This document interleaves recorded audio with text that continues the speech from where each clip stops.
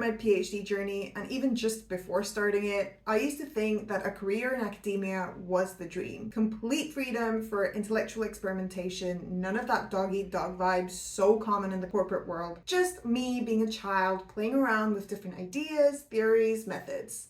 Just creating knowledge for the pure joy of pushing the boundaries of existing knowledge. But as I near the end of my PhD, I know things now that paint a very different reality of what it's really like to do a PhD and remain in an academic career. And I would like to share some of these things with you. My supervisor told me that when you have a baby, you learn all these new things that then very quickly become redundant. So then you want to do something with this newfound wisdom, so you go around giving parenting advice, or you have another baby. Now, likening this to my newfound wisdom about PhD life, I don't think I'm going to be doing another PhD, so I suppose I'll just have to share it with you. Number one, while we're on the topic of supervisors, I will start with the most basic wisdom, but with a twist. Supervisors make or break your career. More than that, there is a certain sense where supervisors take on a godlike status where their word is gospel. The thing is, they're not. They might have more experience than you, but this does not mean that anything that comes out of their mouth is true and the right way. So actually, sometimes always agreeing with your supervisors, never pushing back on them, is what can stifle your growth as an independent researcher. This is not to say that you need to unwittingly reject everything they say. Instead, I'm just encouraging you to be critical of their suggestions and recommendations. Disagreeing with your supervisor's perspectives and takes on matters related to your research can actually help you develop yourself as an independent researcher. At the end of the day, you are also becoming an expert in your topic. Number two, more than your supervisor, your department or research group matters. This is because the people who make up your immediate working environment also determine the kind of research that is encouraged and nurtured. Departments foster certain research paradigms, aka ways of thinking, and in this regard maintain the status quo.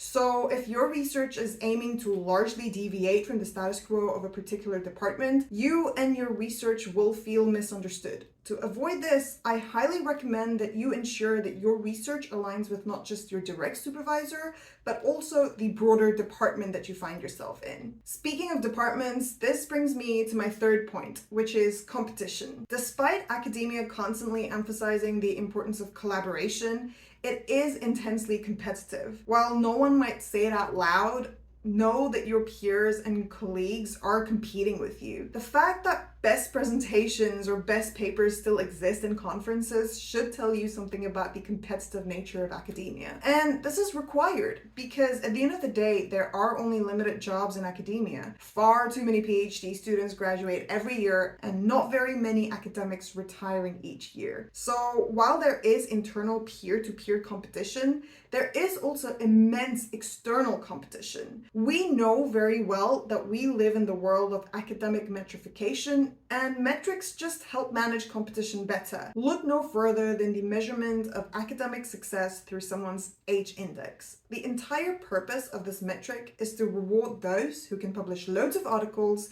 that get loads of citations. And this metric can be and is manipulated by academics to get ahead of their peers. So actually, a career in academia is full of competition, and you need to do everything possible to stay off the naughty list.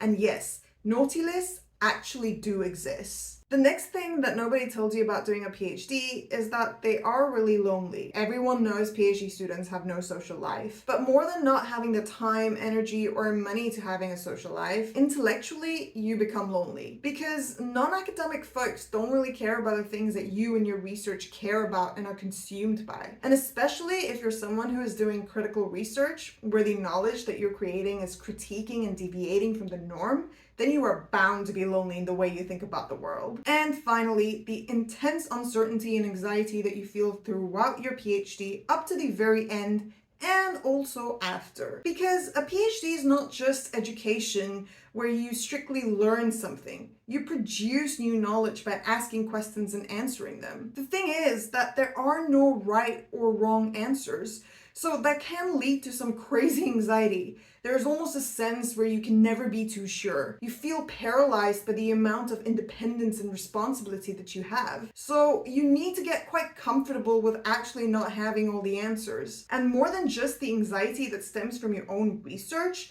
there's also an uncertainty about what comes after your PhD. I suppose I'm kind of almost at that stage right now where I have no idea what's going to happen next or what kind of a job I'm going to get. A couple of years ago, that would have really freaked me out, but I suppose now I have become comfortable with being uncomfortable. Is the system perfect? No. Do I regret doing a PhD? Also no. But I have wondered how my journey would have been different if I had known some of these things before I started.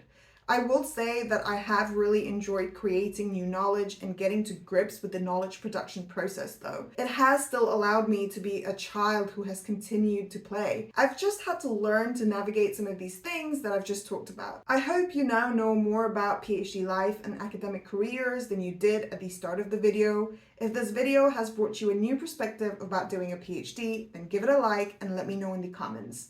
Make sure to hit subscribe for more. See you next time.